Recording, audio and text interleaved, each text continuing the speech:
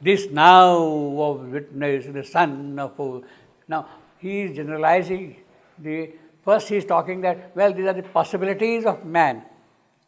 Man, in that context he was talking. But now it has happened in a spirit. In other words, this now was witnessed in the son of fool. In other words, all that he is there in man's life. Ashwapati, the seeker here, has identified himself completely with the conditions of man. He is one with man. He has identified himself with you and me.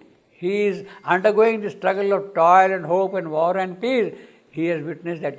But his intensity of sadhana is such that he has broken now into supernature's living light. He has broken into supernatures of living light. And therefore he says, yes, he has done it. This now was witnessed in the son of fool. Son of fool. He is the son of fool. Shakti Putra. Son of Shakti Putra. He is the son of fools. Shakti Putra. Actually, son of fools in the Vedam is an appellation for Agni. Sahasasputra, strong Sahasasputra, Agni. In the Veda, there is appellation for Agni. In other words, he is now the divine Agni himself. That is what is witnessed in Ashwapati now. The whole being of his, every part of it is now afire with the light and beauty and intensity of Agni himself, you see. That is what you see here. This now was witnessed and a son of fool. In him, the high transition, high transition from ignorance to knowledge, from the mental to the spiritual. The transition here is high transition. What is the transition? From mental to spiritual. That is hard. It's not yet very high. You see, that very high transition will come later on. At the moment, it is only a high transition. Is that all right? No, I wanted to see how we translate one word. Pardon? I wanted to see how translate one word. How did it do? I mean, son of force. Is a son made of force or son of force? Oh. No, it's in French there is a... But what is the exact phrase you use? Even in English. No, he mean, Mark, he mean. Feed the he is the son puissance. Feed the puissance. force, or he is son made of force. No. He says feed the puissance. No, it's same like this. Fils de la force. Yeah. C'est pas of the force. No, I know. No, okay, we discuss after. But what is the meaning? Son of force. Son of force. He is the divine Agni himself now. He is the force. Yeah, he. Yeah. Divine Agni himself, for Shakti, Shaktiman, Sahasas Putra. That is the Vedic phrase. Vedic phrase is Sahasas Putra. Putra means son of strength. Yeah. Yeah, Shakti, that's right. Actually, as I told you earlier, here he is talking of Ashwapati as the son of force. Later on we are saying he is talked, oh strong forerunner. And then he says, oh son of strength. He says, in the Divine Mother calls him, oh son of strength, you see. So we have got three appellations for Ashwapati. Here, son of force. Well, actually, for the immediate context, one may kind of relate this thing in a way with the religious feeling of heaven, son of heaven. Christ is called son of heaven, you see, son of heaven. But this is something different. This is something more specific. This is something Agni doing some work. Pardon me? If you say son of heaven, it's no more the same meaning like son of earth. Exactly. Because son of heaven, it means he is the son of the heaven. God. The heaven have a son, which is his. Even but here, it's not a force who has a son. Yes. He is a son made of force. That's what you mean, no? No. There is the divine force And it is that divine force who is seen now here as Ashwapati. He has taken the birth as Ashwapati. See, when you say Son of God, it is a slightly different kind of a connotation than Son of Force. In other words, the Son of Force indicates a sort of a specificity of his work. His work, his karya, his mission here is in the context of force. Is in the context of force. That something forceful has to be got done here. That is what the Son of Force means. She says, Son of Strength. Same thing again. In other words, the whole thing is in the context of. In fact, the mother says one of the things after supramental descent to light, one of the first things which will happen is it is the power which will descend, the divine power.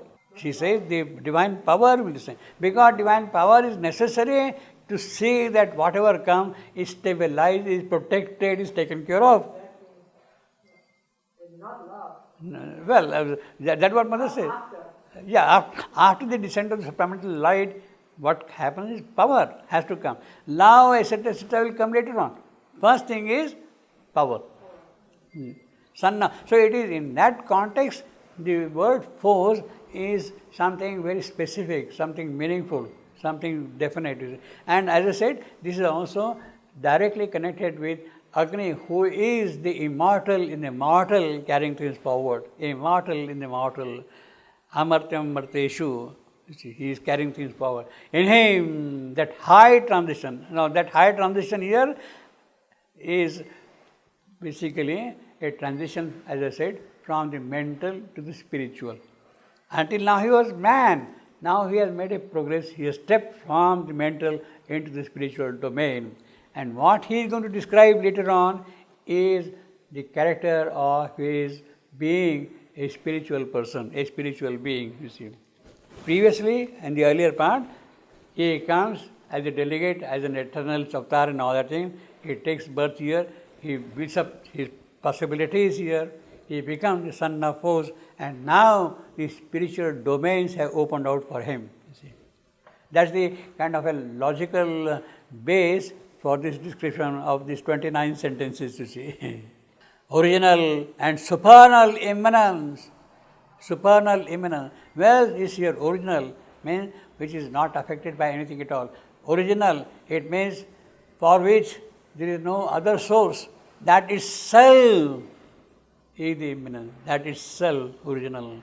Original and supernal immanence, of which all nature's process is the art. After all, what is nature doing? Nature is doing its work, you see. The cosmic worker set his secret hand to turn this frail mud engine to heaven use. This mud engine, this man, the mental being, now has become an instrument for some work, for heaven use. Instead of becoming the instrument of mind, you are becoming an instrument of the spirit. You are going to do the work of the spirit now, you see. The cosmic worker set his secret. Now, cosmic worker, again, if you go again by the Vedic description, Agni is both the traveler and the worker. Agni is both the traveler and the worker. Traveler, he goes from birth to birth, carries your journey, spiritual journey forward. He carries your spiritual journey forward. At the same time, he works in you. It is Agni's work which goes on constantly and brings out your deeper personality. The cosmic worker set his secret hand to turn this frail mud engine, this mortal creature, this mental, this being who is born from the earth, mud engine, to heaven use. You see, that is a great transition. He is giving an example of transition of this mud engine turning into heaven use. A presence wrought behind the ambiguous screen. There is a presence behind it. We are not aware of it, but there is a presence. It beat his soil to bear a titan's weight. What a wonderful thing he has done, that cosmic worker. What has he done? The presence has beat his soil to bear a Titan. It can bear the entire load of the creation, asuric forces. Refining half-hewn blocks of natural strength, it built his soul into a statued God. So you have got a rock here, and out of that thing you have carved a statue of God. A titanic strength is there now, you see. In other words, the vital forces, the powerful forces which are there in this creation, they have now become a part of the machinery of the heaven. They have been put for heaven use. They have been put for heaven use.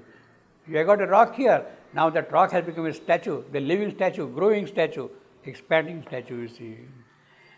A presence wrought behind the ambiguous screen. So that is happening behind. We are not aware of it. It beat his soil to bear a Titan. So you see, really the soil has to be very solid, very concrete, very powerful to bear such a kind of a weight as a Titan, you see. And beyond the Titan there is this higher. Therefore, Titan weight is again in the context of the force, you see. Titan weight, refining half-hewn blocks of natural strength. That is what we are here, you see. It built his soul into a statued God, the craftsman of the magic stuff of self. So earlier he is a worker, now he has become a craftsman. You see. The craftsman of the magic stuff of self, the stuff of self, what we have got. See, earlier it was a rock, now it is the stuff of self. The spiritual itself, craftsman of the magic stuff of self, who labors at his high and difficult plan in the wide workshop of the wonderful world, model in inward time his rhythmic power. So that is what the craftsman has done now, you see. Out of the secret self which is there, it is from that now he has brought out something of his into work. Model in inward time, in the inward movement, in the inward flow of event time, his rhythmic powers. So the worker has done something, the craftsman has done something, then came the abrupt transcendent miracle. When the worker has done his work, when the craftsman has done his work, then appears a transcendent miracle. You see how the poetry and the logic is flowing step by step in a sequence. You see. Then came the abrupt transcendent miracle. The vast immaculate grandeur could outline a travail in the occult womb of life. His drained magnificence of things to be, his drained magnificence of things to be, his drained magnificence of things to be, things to be. He is dreaming those things, and it is that now miracle is happening here. His drained magnificence of things to be. What a lie! What a lie! His dream, until now he was dreaming it. Until now he was dreaming it, but now they are becoming a reality. They are becoming concrete. They are taking a definite shape in life, you see. Until now they were just drained magnificences. Now there you are, the splendor, the beauty, the joy, all those things there. His drained magnificence of things to be. See, the vowelation is so beautiful in this line here.